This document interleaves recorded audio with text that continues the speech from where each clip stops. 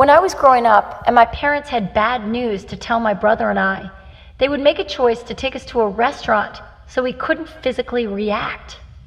Now, why is that? My answer is because this is the way of the wasp. I know that expression is thrown all over the place, but I'm going to characterize what I'm talking about. When you think of people who are privileged, who know what Nantucket red pants look like, who have an awareness of Belgian shoes and gin and tonics and Knowles and prep school, that's the life that I was lucky enough to live. But within that framework, there was an expectation that we were not meant to emote about the joys and pains of living life. And that was something that I carried for a while in my lifetime until I blew that out of the water in December of 2006. So I had been unusually tired for a couple weeks, and I woke up one day with tingling hands. But what was most disconcerting is I started feeling that there was this kind of delay on my left side. So even though my brain was saying right, left, my left side wasn't working properly. And by the time I called the neurologist, I couldn't keep my balance. The neurologist sent me to an MRI, and the next day he called me, and he said, "You have MS. And not only do you have MS, but you have an enormous lesion on your C4 vertebrae that is so big and so badly placed that you could be paralyzed. I've got a hospital bed waiting for you. Don't even pack." So that was a pretty lonely moment. And once I was diagnosed, I went online and I figured out what multiple sclerosis was in less than an hour. But what I really wanted was a moment of personal relatability and connection that would give me a sense of perspective. Specifically, I wanted somebody to connect with that could say, "Kate, I know you're 35 and single, and you've just been diagnosed with this crippling neurological condition that could put you in a wheelchair or be blind, but you're going to get through it.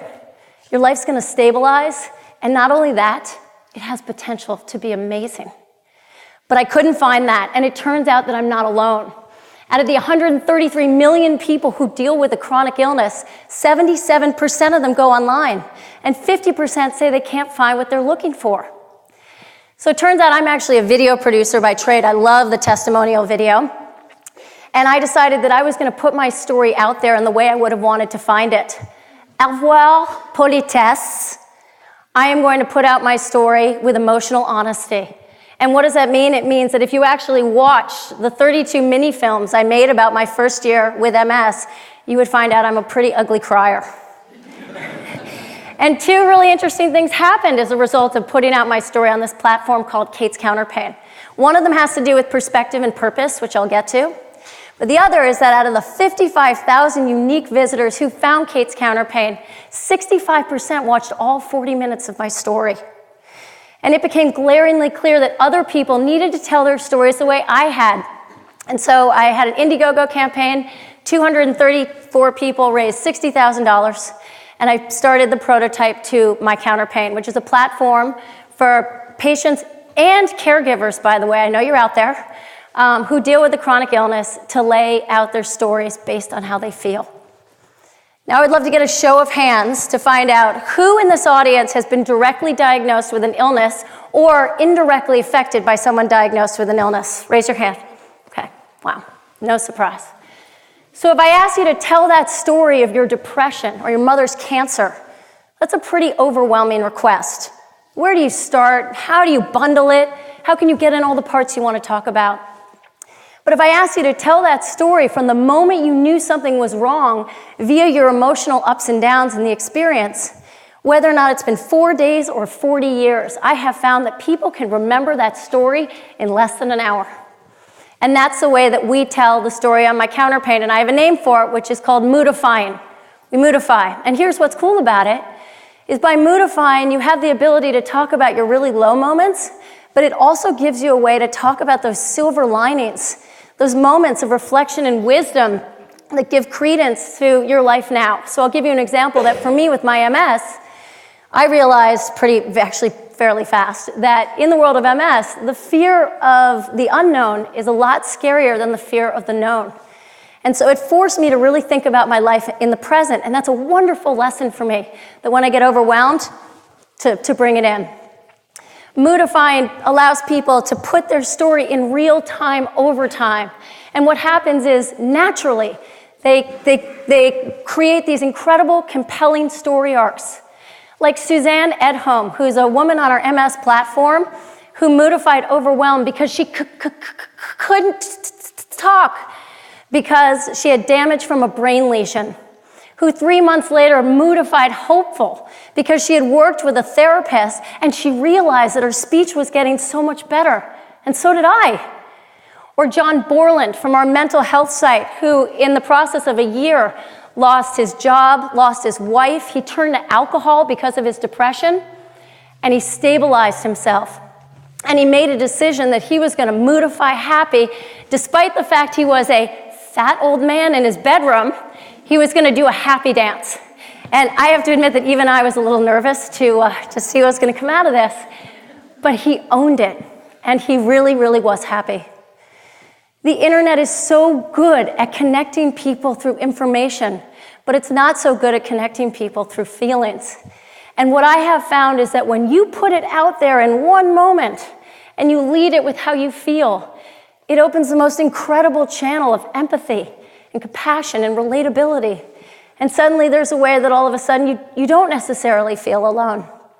Just to give you an example of what we found in my little universe, we currently have three online communities. One is in veterans, which we just started, so I can't speak to it. But in the MS community, the average session duration for an MS user is 5 minutes. And the average time someone spends on site in mental health is 11. So how many of you have told your story? And what's been the result, and how have you done it? Or how many of you haven't told your story? You think you may have nothing to offer, you don't really know how to do it. Or what if your story could actually help somebody else? What if you could help somebody else? Viktor Frankl is an Austrian psychiatrist. He wrote a book called Man's Search for Meaning. And he believed that if you have a sense of life purpose, you can survive almost anything. In the 60s, there was a 20-question scale put out that actually measured people's feelings of life purpose. And it was shown that if you scored higher on this study, you were shockingly less prone to be sick. So they started playing around with this in cancer and Alzheimer's and found some results, but it hadn't been tested in MS. So I found a super cool neuropsychiatrist from Johns Hopkins named Adam Kaplan. And we put the Purpose in Life study on my counterpain MS, and we offered users the opportunity to monthly check in and fill out this survey for a year and a half. And in January, we crunched the preliminary data, and we found that there were signals on 2 of the questions. So in those 20 questions, there is one question that specifically asks, do you feel a sense of life purpose? And the low end of the spectrum says, I have no sense of life purpose. And the high end of the spectrum says, I have a very clear sense of life purpose. And the score went up. But what is even more exciting is that there's one question about suicide. Low end of the spectrum is, I've never given it a second thought. High end of the spectrum is, I've thought of it as a way out. And the score went down. So I know through my own experience through watching others, that emotional honesty produces feelings and garners change. And to end, I want to do an exercise with all of you that I can say with certainty would make my mother very uncomfortable. Recently on NPR, there was a correspondent named Barbara Bradley Haggerty who went to the University of Virginia's neuroscience department where they're studying friendship in the brain. She brought her best friend, Cherie. And they put Barbara in a scanner, and they showed a series of green O's and red X's. And when Barbara saw the green O's, nothing happened. But when Barbara saw the red X's, 1 out of 5 times she got a shock. Now, if you know anything about Pavlov, you know that every time that Barbara was in that scanner seeing the red X, she got scared that she was going to be shocked. And her brain lit up as such. The areas in her brain in the scanner lit up like a Christmas tree that deal with fear and danger, except when she was holding the hand of her friend Cherie. Then her brain was quiet. So I would like all of you to join hands, and I'd like to bring Jeff Spar out with me.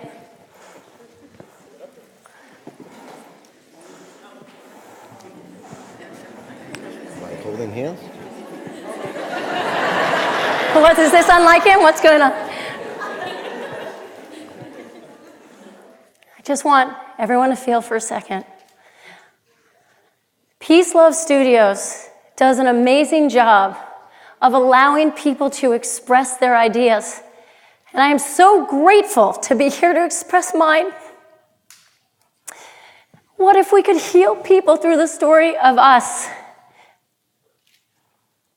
Because loneliness kills. We are quieting the brain, and we're countering the pain together. Thank you.